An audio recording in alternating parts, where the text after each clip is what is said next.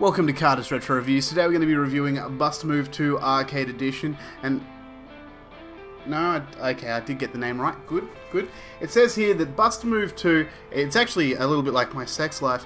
Bust-A-Move 2 is the lightning quick, ultra intense, 100% addictive arcade puzzler, minus the arcade puzzler bit, that's going to grab you and never let you go. Well, I think there's a little bit of a difference between holding you down and never letting you go, and then just tying you down so you can't get away.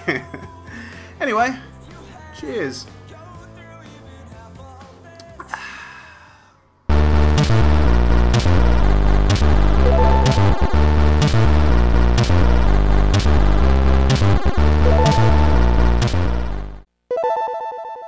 Many moons ago, I did a review for Baku Baku Animal, and I absolutely loved the shit out of that game.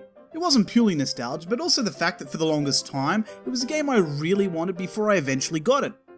Similarly, Bust-A-Move 2 was something I wanted for the longest time, but I never owned a Saturn back then. However, it didn't stop me playing the shit out of the Nintendo 64 version a few years later. What they both have in common is they're both puzzle games, and more importantly, and I can't stress this enough, both of them suffered from a syndrome I've dubbed Delayed Retroactive Appreciation, or DRA for short. What that means is at the time, you enjoyed yourself, okay, sure, but you never really appreciate how great they were until you went back and thought, oh yeah, that was a good game, yeah, it was awesome. If you've lived under a rock or are 14 years and younger, it started life out in the arcades in 1995, and then the following year saw a Saturn and PlayStation release.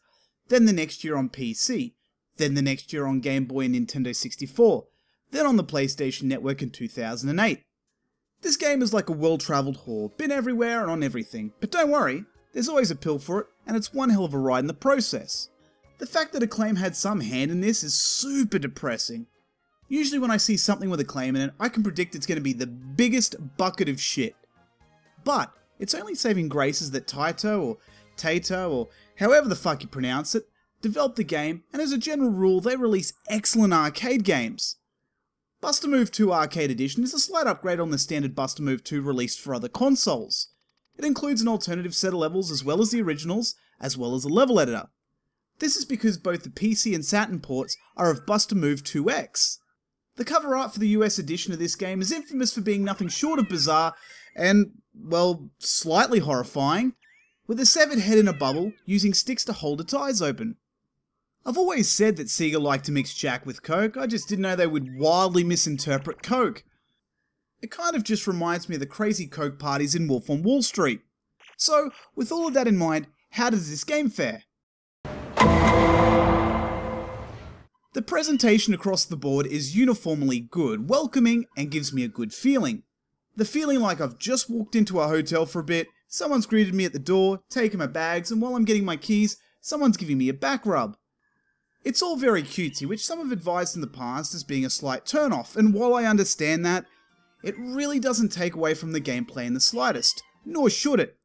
Each level has its own feel to it, and while I might not feel that the colours work on some levels, as a general rule, they make it work.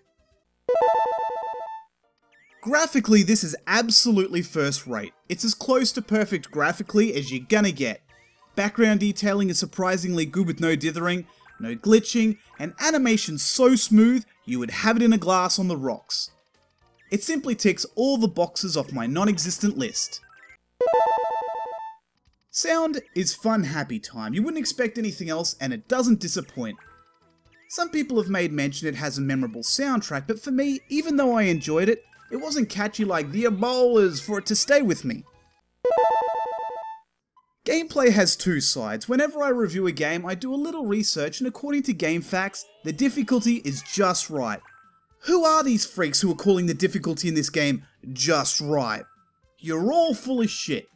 One of the modes available to you is player versus computer, and that was so anus-destroyingly difficult that after 2 turns of getting my ass handed to me in the second level, I put it down for the sake of not throwing my controller through my screen in frustration. Now, I'm not saying you're going to have the same experience because I am part retard when it comes to games, and okay, my patience can be a little lacking at times, which results in me being harsher than I normally would. So I came back to it a day or two later, and while I still found it to be a bit difficult, I turned it down to easy, and that was more my style. You also have puzzle mode, and that was wholly enjoyable from start to finish, regardless on the difficulty level. The whole purpose of this game is simply to match the colours, and if you can chain them, you can destroy a bunch of coloured balloons at a time, and the idea is to get rid of all of them. In 2-player versus or player versus computer, the whole purpose is to chain the fuck out of your balls, so it sends the balls to the other player to try and get rid of.